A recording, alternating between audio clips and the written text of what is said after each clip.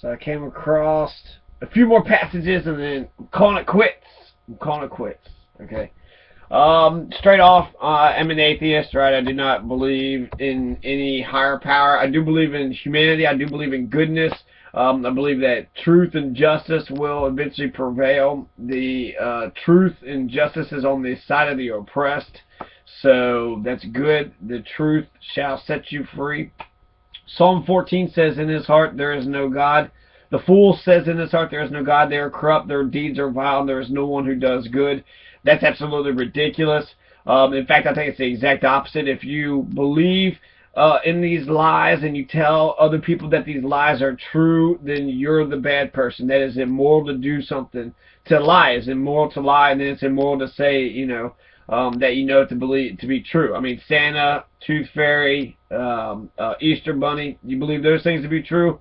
So that's, automatically from the word jump, you're lying to somebody. I am good for goodness sake. I believe, not necessarily in karma, but I do believe that good triumphs over evil, right? So I believe that, logically speaking, I don't want to be known as a bad person. I don't want that to be a reputation of mine. And so, logically speaking, I believe that if I'm good to others, then that good will come back to me. And so, it just makes sense. You go around punching everybody, eventually that's going to come back on you. You can't just go around hurting people and then expect, the world to just kind of bend to your will. That's ridiculous. And I think that's it's a calculation on my part, right? So it is possible that some people could not believe that. But that's based upon whatever it is that they had thought of. So no, it just doesn't make any sense. Also, just to do things to others like thou shalt not steal. I mean, $50,000, right? Spalding University, they're a Christian, a Catholic organization. They clearly don't care about thieving or stealing people. They threatened to kick my ass, right? So that's they covered that up too. So it was a student that said it, but it was in front of a teacher. So that's terroristic threatening. They've molested me. They rubbed on my leg, right? You're supposed to be 100% compliant, and it's ridiculous. They're the Spalding University is a very corrupt organization. They're very corrupt people, and they try to speak above you as if like they know everything is going on. So, anyways, no, that is not true. If just because you don't believe in this, just because you don't believe in Santa Claus, does that mean you're going to be a bad person? No, that just actually means, again, I think I do good for goodness sake. I do good because it is the right thing to do. The golden rule: I don't hurt others because I don't want to be hurt myself, and so I don't steal, I don't molest, I don't act like Spalding University. I don't oppress people. I don't treat them like crap. I respect their sovereignty. I respect their autonomy and who they are. It is not listen to my will, do as I say, or else there will be, the wrath of God will come upon you. But it's I'm a person, you're a person, so let's try to make this thing work. Some other passages real quick. Deuteronomy 22:10, thou shalt not plow with an ox and an ass together. So you can't have an ox and a donkey together for some reason. Deuteronomy 22:10. Right? So I wonder if a horse and an ox is okay. I wonder if you're allowed to combine those two. 1 Kings 11:3, and he had 700 wives, princesses, and 300 concubines, and his wives turned away his heart. Okay, so he had 700 wives, but they weren't good enough, right? That's why he had to have 300 concubines. So basically, it's princesses. He had 700 princesses and 300 concubines, and a concubine is sort of a slave woman, right? So he had wives, which you're supposed to treat as a person, but then he had concubines, which is, I guess they're all for sex. 1,000 wives. That's like, if you had sex with one day, that would still take you 3 years to have sex with all of them. But that's King Solomon. King Solomon had, 1,000 women, and his wives turned away his heart. They turned it away, right? I don't know. So he had 700 wives, 300 concubines. So King Solomon was allowed to be a womanizer. Malachi 2:3. So Malachi, book 2 or chapter 2, verse 3. Behold, I will corrupt your seed, and spread dung upon your faces, even the dung of your solemn feast, and one shall take you away with it. So this is God saying he's going to mess up your sperm if you don't listen to him, and then he's going to spread poop, or he's going to spread shit all over your face. even poop from, you know, a feast of lobster, some good food, which I'm even the dung of one of your solemn feast. So even you know, your crap from one of your good food feast, you know, God's gonna rub it in your face. Leviticus 14:6 through 7. As for the living bird, he shall take it, and the cedar wood, and the scarlet, and the hyssop, and shall dip them, and the living bird, in the blood of the bird that was killed over the running water, and he shall sprinkle upon him that is to be cleansed from the leprosy 7 times, and shall pronounce him clean, and shall let the living bird loose into the open field. So this is how you cure leprosy, or at least how to make him holy in the eyes of the Lord. You do this by killing a bird, and then you mix it with some cedar wood, scarlet, hyssop, whatever that is, Hyssop, and then you dip all that, including the living bird, into the blood of the dead bird, because there was 2 birds, I assume, right? So they killed 1 bird, and then you take all that stuff and you dip it in the blood, and then you sprinkle all that concoction on the person with the leprosy, and either that cures them, which, you know, that doesn't cure them, but maybe in the eyes of God it makes him clean. If you murder a bird and dip the blood in it and sprinkle all over it, sprinkle upon him. I mean, if you dip the living bird in the blood of the dead bird, how do you sprinkle that upon him? Maybe you're just supposed to sprinkle the blood of the dead. I don't know.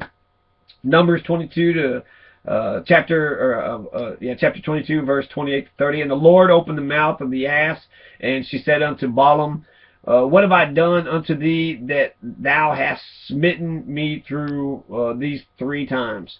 So I will smite you. And I guess smite, I thought was just he would kill you. I will smite you. But I guess smite, if they've smitten me 3 times, and that means they hit him 3 times. But to be smitten, that's like you're sort of like, you can be smitten with love. I'm smitten. But, so God is actually speaking through an ass. He's speaking out of his ass, right?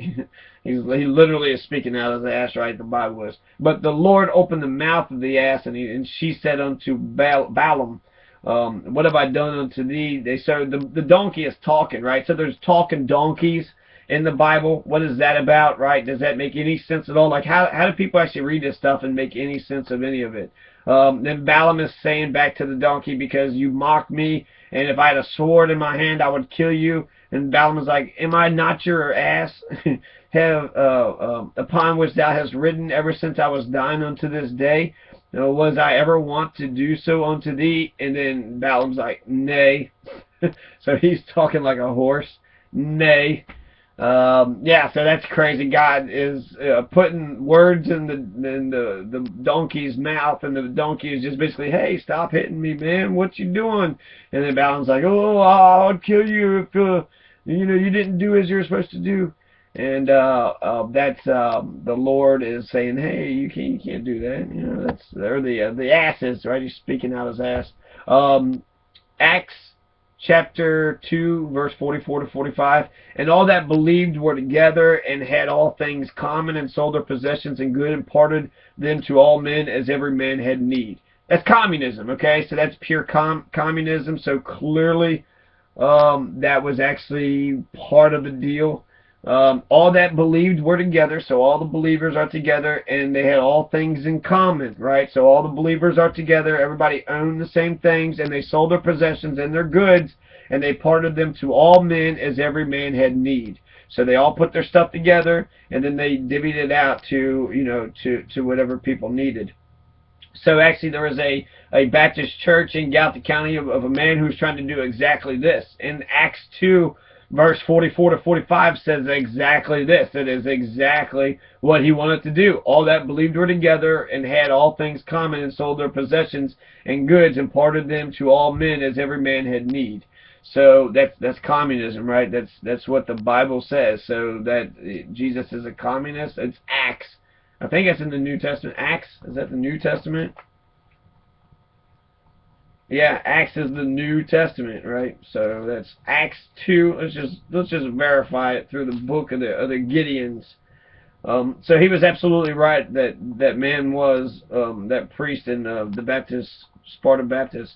Now all who believed were together and had all things in common, sold their possessions and good, and divided them among all as everyone had need. So continuing daily with one accord in the temple, and breaking bread from house to house, they ate their food with gladness and simplicity of heart, praising God and having favor with all the people. And the Lord added to the church daily those who were being saved. So I get all my sort of moral core from my Catholicism, but once you've already kind of said, you know, what is right and what is wrong, property seems to be really valued in America, so that's embedded in the constitutions. So I question property. You know, how can someone have dominion over other things? I believe in it. You can't own people, right? You can't own people, but things, you know, this is my table, this is my computer, right? And if I had my own land and I could till it and grow whatever it is I want to grow. There's something else that I was actually want to talk about too. I don't know, I forgot it. Something about something. Okay. He who sacrifices to any god other than the Lord alone shall be utterly destroyed. So not just destroyed, but utterly, right? Just completely, not partially destroyed, right? Not a little bit destroyed, but utterly. And so if you sacrifice to any other god but God, right? Only the invisible, like probably white man. I don't know. You have to ask Fox News, that lady from Fox News, if God's white. But I guess to the white man in the clouds. Matthew, Luke, John. How did you find all these names in the Middle East? I mean, I don't know of anybody named, you know, those things in the Middle East. Exodus chapter 22, verse 20. I do not permit a woman to teach or to have authority over a man. She must be quiet. That's 1 Timothy 2:12. Oh, that's okay, yeah. 1 Timothy chapter 2, verse 12. I do not permit a woman to teach or to have authority over a man. So women are supposed to be subordinate to men. In Ephesians chapter 5, verse 22, wives should be subordinate to their husbands as to the Lord. So again, that's more ridiculousness coming out of the Bible.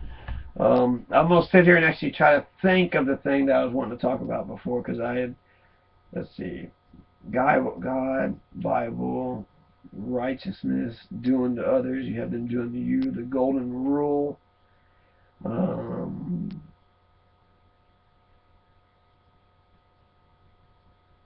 don't know. I wish actually I think atheists should be politically organized. They have like the Church of Atheism, or to have, because I mean you clearly see that Christians have political power. They lobby and they get, you know, people say the silliest things actually. And in fact, it burns me up. It kind of makes me mad. Like you can you know, someone's right. How come you're so offended? No, I'm not offended. You all can believe any dumb thing you want to believe. That doesn't offend me. When you start messing with the laws and you start trying to change, you know, trying to teach like intelligent design in the classroom, forcing the 10 Commandments. I mean, the first 3 commandments is like to keep the Sabbath holy. And it says that don't take God's name in vain, right? So you can't say God damn or Jesus Christ, right? That's a commandment. You're saying God's name in vain. You can't just wastefully say it, or say it with a, you know, with a bad tone. So the first 3 doesn't make any sense. You know, thou shalt not kill and thou shalt not steal. Of course, those are things, but that's the 10 Commandments are all 10 of them. So. And they don't cover all the tenets. It doesn't say thou shalt not enslave others, and it doesn't say thou shalt not rape. It says thou shalt not covet the neighbor's wife. But if they're not married, you know, does that mean rape is okay? So those laws don't cover everything.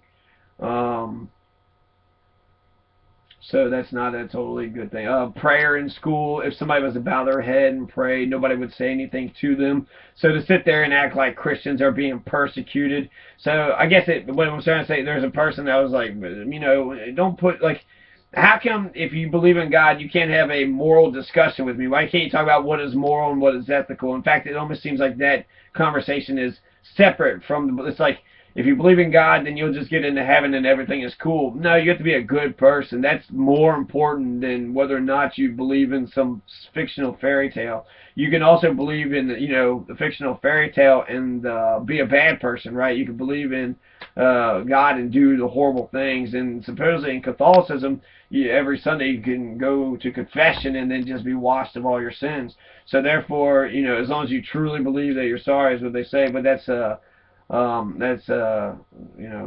crazy. It's foolish. I do good for goodness sake. I believe in doing good to others, and I believe that's how you build dignity when you're nice to other people and you put, I have rational principles, which I agree to. And I don't hear many people talking about this, having a moral core or rational principles, when really that's where we should be at if we were a civilized nation.